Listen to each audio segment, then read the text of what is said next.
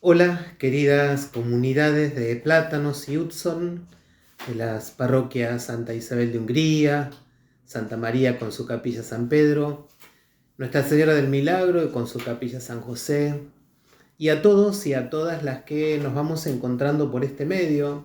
A veces me dicen: Ignacio, te escuché o te recibí, de gente que ni me lo esperaba, así que bueno, a ellos y a ellas mis abrazos. Ojalá sirva esto. A veces pienso si sirve. Bueno, intento hacerlo con mucha dedicación y con mucho cariño. El Evangelio tiene todo mi cariño. Mateo 18, 21 a 35 es el Evangelio del domingo 24 durante el año. El texto donde Pedro le pregunta a Jesús cuántas veces tiene que perdonar al hermano que lo ofende, ¿no? Famosa respuesta de Jesús a las 7 veces de Pedro. Jesús le dice hasta 70 veces 7. Vamos a ver qué significa esto y después la parábola aquellos de los deudores, que uno es perdonado con una gran deuda y este que es perdonado con una gran deuda, cuando sale de ser perdonado, casi mata al que le debía 2 monedas. El Evangelio de hoy tiene como una primera parte pequeña, pero muy sustanciosa, donde Pedro le pregunta a Jesús por el límite del perdón ante la ofensa, ¿no? ¿Cuántas veces tengo que perdonar al hermano que me ofende? Hasta 7 veces. Sabemos que el número 7 es símbolo de plenitud en la cultura judía, en la cultura semita oriental. Indica el siempre, la totalidad, la plenitud. Pedro le está preguntando a Jesús si siempre tiene que perdonar al hermano que lo ofende. Y en ese sentido no hay límites en el ofrecimiento del perdón, va a proponer el texto. Una pregunta que yo me hago a esta altura es si nosotros seguimos en nuestra experiencia del amor y del seguimiento de Jesús, basando más nuestra vida y nuestra vivencia del amor en el cálculo o en la desmesura que propone Jesús. Nosotros proponemos el cálculo y Jesús propone la desmesura, ¿no? Creo que decía San Bernardo, si no recuerdo mal, que el amor, el límite del amor es el amor sin medida, ¿no? La medida del amor es el amor sin medida, decía él, ¿no? Yo creo que aquí se podría aplicar también el límite del perdón es el perdón sin límite, ¿no? Dirá el Evangelio. 7 veces. El perdón entonces es una invitación a que el amor salga del cálculo mezquino para transitar, diría yo, la tierra de la desmesura, ¿no? Salir del cálculo mezquino y transitar la tierra de la desmesura, porque así es el corazón de Dios magnánimo, ¿no? Que sale del cálculo egoísta. Pero en la respuesta de Jesús se agrega algo interesante, ¿no? No te digo 7 veces, Pedro, sino 70 veces 7, le va a decir Jesús. Y en ese sentido podríamos decir que Jesús no solo invita a Pedro a perdonar, sino a cortar el espiral de la venganza. Cortar el espiral de la venganza. ¿En qué sentido?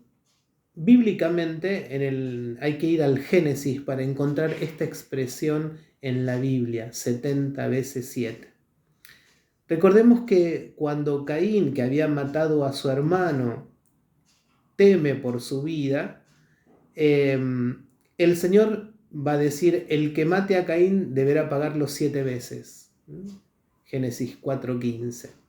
Y más adelante todavía, cuando uno de los descendientes de Caín, Lamec, le dice a sus mujeres: yo maté a un hombre por una herida y a un muchacho por una contusión, va a decir el texto de Génesis 4:23, porque Caín será vengado 7 veces, pero Lamec lo será 70 veces 7. Esa expresión que utiliza Jesús la saca del Génesis 4, versículo 23. Lo que está diciendo Jesús es que si en el mundo que se inició con el pecado y con la ruptura de Caín y la muerte de su hermano, si ese mundo que destiló sangre se constituyó por la venganza, nosotros tenemos que construir un mundo que quiebre el espiral de la venganza. No te digo que tenés que perdonar 7 veces, sino 70 veces 7, y hace referencia a este texto del Génesis y de la historia de Caín y de Lamec, ¿no?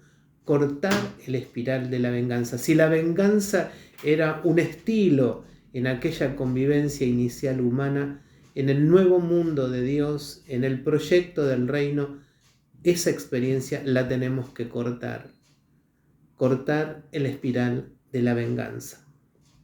Decíamos como primera reflexión, salir del cálculo para ir a la tierra de la desmesura.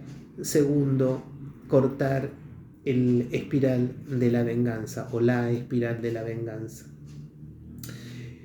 Por último, viene esta parábola, o leemos esta parábola que refuerza la necesidad de perdonar, ¿no?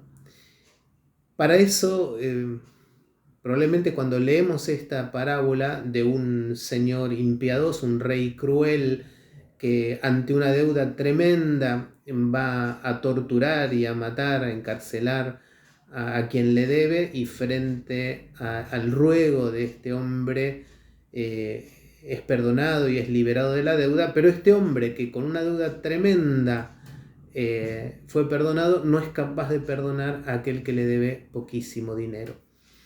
Los que saben de Biblia dicen que la referencia de esta cantidad de talentos a la exigua cantidad de denarios es como si estuviéramos hablando de que el primer deudor debía 480 millones de dólares y este otro le debía al que fue perdonado por los 480 millones de dólares, le debía solo 800 dólares.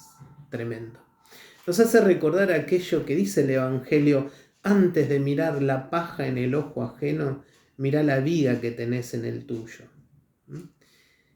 Como nosotros decimos en el Padre Nuestro y repetimos una y otra vez, perdona nuestras ofensas como nosotros perdonamos a quienes nos han ofendido. Decíamos antes de la reforma del Padre Nuestro, perdona nuestras deudas como nosotros perdonamos a nuestros deudores. Un rey cruel, dice el Evangelio, es capaz de perdonar una deuda tremenda. Y nosotras, no somos capaces de perdonar una deuda ínfima de nuestros hermanos y hermanas. Siempre que nos ponemos de cara a Dios para rogarle, debemos tener en cuenta esta compasión, esta misericordia que Dios tiene con nosotros y nosotras, para tenerlo nosotros y nosotras, esta compasión con nuestros hermanos y hermanas. 3 cosas entonces para la consideración: salir del territorio del cálculo a la tierra de la desmesura. Segundo, cortar el espiral de la venganza. Tercero, antes de mirar la paja en el ojo ajeno, mira la viga que tenés en el tuyo. Recordá la deuda que Dios te ha condonado para no exigirle monedas a quien te debe. Quisiera terminar con este poema del maravilloso Benjamín González Vuelta, que lo llama Perdón sin condiciones, y dice: tú nos regalas el perdón, no nos pides negociarlo contigo a base de castigos y contratos. Tu pecado está perdonado, no peques más, vete y vive sin temor, y no cargues el cadáver de ayer sobre tu espalda libre. No nos pides sanear la deuda impagable de habernos vuelto contra ti. Nos ofreces una vida nueva sin tener que trabajar abrumados por la angustia, pagando intereses de una cuenta infinita. Nos perdonas con todo el corazón. No eres un Dios de tantos por ciento en el amor. A este 75 y al otro solo 23. Hagamos lo que hagamos, somos hijos 100%. Tu perdón es para todos y todas. no solo cargas sobre el hombro a la oveja perdida, sino también al lobo manchado con la sangre del cordero. Perdonas siempre. 70 veces 7 saltas al camino para recibir nuestro regreso, sin cerrarnos tu rostro, ni racionarnos la palabra por nuestras fugas repetidas. Con el perdón nos llenas de gozo.